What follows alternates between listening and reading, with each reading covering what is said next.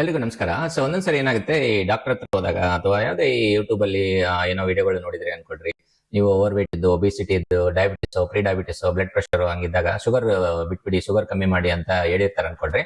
ಅವಾಗ ಏನಾಗ್ತಾರೆ, ಆಯ್ತು ಶುಗರ್ ಬಿಟ್ಬಿಟ್ಟಿದ್ದೀನಿ, ನಾನು ಶುಗರ್ ಬದ್ಲಿ ಬೆಲ್ಲ ಯೂಸ್ ಮಾಡ್ತಾ ಇದ್ದೀನಿ ಈಗ, ಮತ್ತೆ ಈ ಜೇನುತುಪ್ಪ ಯೂಸ್ ಮಾಡ್ತಾ ಇದ್ದೀನಿ ಅಂತೆಲ್ಲ ಹೇಳ್ತಾ ಇರ್ತಾರೆ. ಸೊ ಅದ್ರ ನೀವು ಅರ್ಥ ಮಾಡ್ಕೊಳ್ಬೋದು ಅಂದ್ರೆ ಏನಂದ್ರೆ, ಈ ಶುಗರ್ ಅಂತಂದ್ರೆ ಬರೀ ಸಕ್ಕರೆ ಅಂತಲ್ಲ.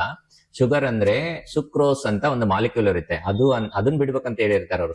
ಸುಕ್ರೋಸ್ ತಿನ್ಬೇಡ್ರಿ ಅಂತ. ಸುಕ್ರೋಸ್ ಅಂತ ಹೇಳಿದ್ರೆ ಅರ್ಥ ಆಗಲ್ಲ ಅಂತ ಶುಗರ್ ಅಂತಾರೆ ಕಾಮನ್ ಆಗಿ. ಶುಗರ್ ಅಂದ್ರೆ ಬರೀ ಸಕ್ಕರೆ ಅಲ್ಲ, ಬೆಲ್ಲದಲ್ಲಿನೂ ಸುಕ್ರೋಸ್ ಇರುತ್ತೆ, ಬೆಲ್ಲದಲ್ಲಿನೂ ಶುಗರ್ ಇರುತ್ತೆ ಅಂತ ಅರ್ಥ. ಮತ್ತೆ ಜೇನುತುಪ್ಪದಲ್ಲಿನೂ ಸುಕ್ರೋಸ್ ಇರುತ್ತೆ, ಶುಗರ್ ಅಂದ್ರೆ ಸುಕ್ರೋಸ್ ಇರ್ತದೆ ಅಂತ ಅರ್ಥ. ಇನ್ಫ್ಯಾಕ್ಟ್ 1 ಟೀ ಸ್ಪೂನು ಸಕ್ಕರೆಯಲ್ಲಿ 5 ಗ್ರಾಮ್ ಇರುತ್ತೆ ಶುಗರ್, ಅಂದ್ರೆ ಸುಕ್ರೋಸ್. ಅದೇ ತರ ಬೆಲ್ಲದಲ್ಲಿ 5ರಿಂದ 6 ಗ್ರಾಮ್ ಇರುತ್ತೆ ಅದರಲ್ಲಿ 1 ಟೀ ಸ್ಪೂನ್ ಅಲ್ಲಿ. ಅದೇ ತರ ನೀವು ಜೇನುತುಪ್ಪದಲ್ಲಿ 5ರಿಂದ 6 ಗ್ರಾಮ್ ಇರ್ತದೆ, ಅಂದ್ರೆ ಸಕ್ಕರೆಗಿಂತ 1 ಗ್ರಾಮ್ ಜಾಸ್ತಿ ಇರುತ್ತೆ ಅದರಲ್ಲಿ.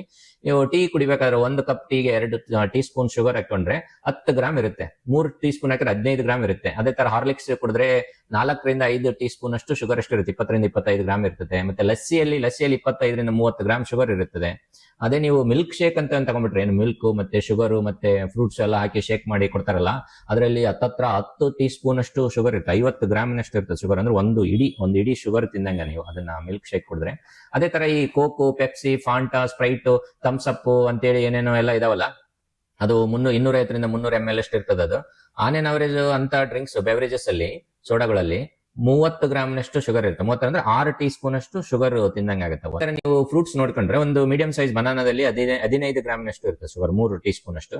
ಅದೇ ಮ್ಯಾಂಗೋ ನೋಡ್ಕೊಂಡ್ರೆ, ಒಂದು ಮೀಡಿಯಂ ಸೈಜ್ ಮ್ಯಾಂಗೋ ನೀವು ತಿಂದ್ರೆ 45 ಗ್ರಾಮ್ನಷ್ಟು ಶುಗರ್ ಇರುತ್ತೆ. 45 ಗ್ರಾಮ್ ಅಂದ್ರೆ 9 ಟೀ ಸ್ಪೂನ್ ಶುಗರ್ ಅನ್ಕೊಡ್ರಿ. 45 ಗ್ರಾಮ್ನಷ್ಟು ತಿನ್ನೋದಿಲ್ಲ, ಹಂಗೆ ಶುಗರ್ ಡೈರೆಕ್ಟ್ ಕೊಟ್ರೆ. ಅದೇ ಮ್ಯಾಂಗೋ ಕೊಟ್ಬಿಟ್ರೆ ಈಸಿಯಾಗಿ ತಿಂತಾರೆ, ಖುಷಿಯಾಗಿ ತಿಂತಾರೆ. ಅದೇ ತರ ಬೇರೆ ಹಣ್ಣುಗಳಲ್ಲಿನೂ ಒಂದು 15ರಿಂದ 25 ಗ್ರಾಮ್ನಷ್ಟು ಶುಗರ್ ಇರುತ್ತೆ. ಕೇರ್ಫುಲ್ ಆಗಿ ಇರ್ಬೇಕಾಗುತ್ತೆ ಅವಾಗ. ನೀವು ಸ್ವೀಟ್ಸ್ ಎಲ್ಲ ನೋಡ್ಕೊಂಡ್ಬಿಟ್ರೆ, ಈ ಮೈಸೂರು ಪಾಕ್ ಆಗಿರ್ಬೋದು, ಜಿಲೇಬಿ ಆಗಿರೋದು, ಹೋಳಿಗೆ ಒಂದು ಹೋಳಿಗೆಯಲ್ಲಿ 25 ಗ್ರಾಮ್ ಅಂದ್ರೆ 5 ಟೀ ಸ್ಪೂನ್ ಅಷ್ಟು ಶುಗರ್ ಇರುತ್ತೆ. ಬೇರೆ ರಸಗುಲ್ಲ ಆಗಿರ್ಬೋದು, ಜಿಲೇಬಿ ಆಗಿರ್ಬೋದು, ಪಾಯಸ ಆಗಿರ್ಬೋದು, ಯಾವುದೇ ತರನಾದಂತ ಸ್ವೀಟು ಆನ್ ಎನ್ ಅವರೇಜ್ 15ರಿಂದ 30 ಗ್ರಾಮ್ನಷ್ಟು ಶುಗರ್ ಇರ್ತವೆ. ಸೊ ಅದಕ್ಕೆ ಕೇರ್ಫುಲ್ ಆಗಿರ್ಬೇಕು. ನೀವು ಆರೋಗ್ಯಕರವಾಗಿದ್ದು, ತೂಕ ಕರೆಕ್ಟ್ ಆಗಿದ್ದು, BP ಇಲ್ಲ, ಇದೇನು ಡಯಾಬಿಟಿಸ್ ಇಲ್ಲ, ಏನು ತೊಂದರೆ ಇಲ್ಲಪ್ಪ ಅಂದ್ರೆ ಒಂದು ಒಳ್ಳೆ ಫಿಲ್ಟರ್ ಕಾಫಿ ಎಂಜಾಯ್ ಮಾಡಿ, ಮತ್ತೆ ಹಣ್ಣುಗಳನ್ನ ಎಂಜಾಯ್ ಮಾಡ್ರಿ, ಇತಿಮಿತಿಯಾಗಿ ಮಾಡ್ಬೋದು. ಅದೇ ನಿಮ್ಮ ಉದ್ದೇಶ ಡಯಾಬಿಟಿಸ್ ಕಂಟ್ರೋಲ್ ಮಾಡೋದಾಗ್ಲಿ, ಬ್ಲಡ್ ಪ್ರೆಷರ್ ಕಂಟ್ರೋಲ್ ಮಾಡೋದಾಗ್ಲಿ, ಫ್ಯಾಟಿ ಲಿವರ್ ಕಂಟ್ರೋಲ್ ಮಾಡೋದಾಗ್ಲಿ, ವೇಟ್ ಕಂಟ್ರೋಲ್ ಮಾಡೋದಾಗ್ಲಿ, ಹಂಗಿದ್ದಾಗ ಇವೆಲ್ಲ ಐಟಮ್ಗಳ ಬಗ್ಗೆ ಸ್ವಲ್ಪ ಇಡ್ತಾ ಇರಬೇಕು. ನಮಸ್ತೆ.